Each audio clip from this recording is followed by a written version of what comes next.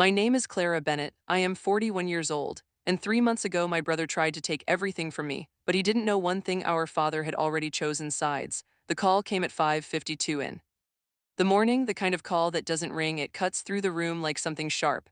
I was in the kitchen, half awake, waiting for the kettle to boil. I remember because the water hadn't started singing yet, and because I almost didn't pick up unknown number, I almost let it go to voicemail. MS. Bennett, the voice was calm, too calm. This is Officer Grant from Pine Ridge County. I'm sorry to inform you. I sat down before he finished speaking. My legs didn't ask permission, they just stopped.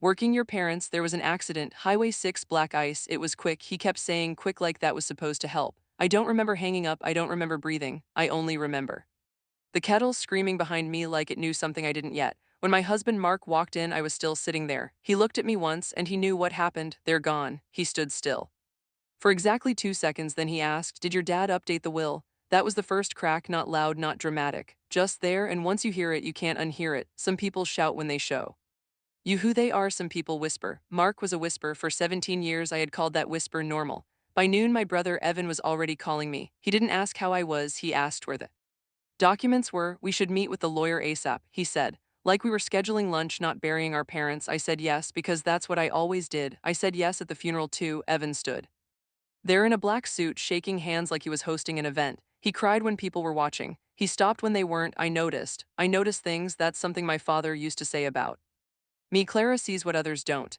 I didn't understand what he meant back then. I do now. The will was read 3 days later. Small office, old carpet. The lawyer's hands shook slightly when he opened the folder. To my son Evan Bennett, we leave the primary residence on Willow Creek Road, including all contents and surrounding land. Evan exhaled loudly, like he had been holding his breath for years. To my daughter Clara Bennett, we leave the property located at 112 Ridgeway Lane, including all structures and contents thereon. I frowned. Ridgeway Lane was nothing, an old house, abandoned for years. My father hadn't lived there since I was a child. Evan laughed, a small, sharp sound. Of course, he said, that's so, Dad. I didn't laugh, I didn't speak, I just sat there because something didn't feel right. My father didn't do things randomly. He built things, he planned things, he finished things. Even his silences meant something. That night, Mark didn't even try to hide it.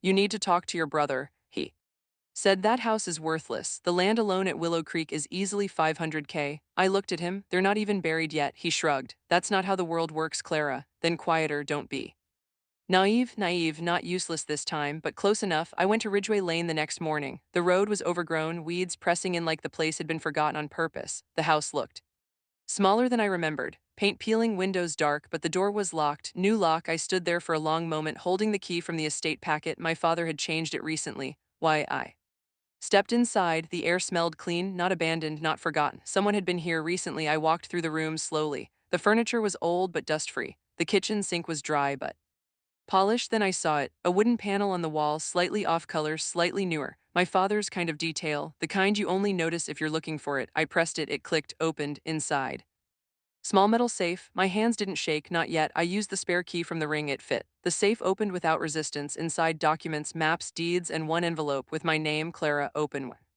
You are alone. I sat down on the floor. My father's handwriting hadn't changed. Small, precise, deliberate. Clara, if you're reading this, I'm gone, and I'm sorry I didn't say this to you in person, but some things are safer written than spoken. The Ridgeway property isn't what it looks like. The county approved a commercial expansion route last year. They didn't make it public yet, but they will. The new highway cuts directly through this land. When it does, this property won't be worth thousands. It will be worth millions. I stared at the page. Millions. I kept reading. I didn't leave this to Evan because Evan would sell it too soon. He's always been impatient. You're not, you wait, you watch. That's why this works. I trusted you to see it. I trusted you to wait. And one more thing, do not tell your husband not.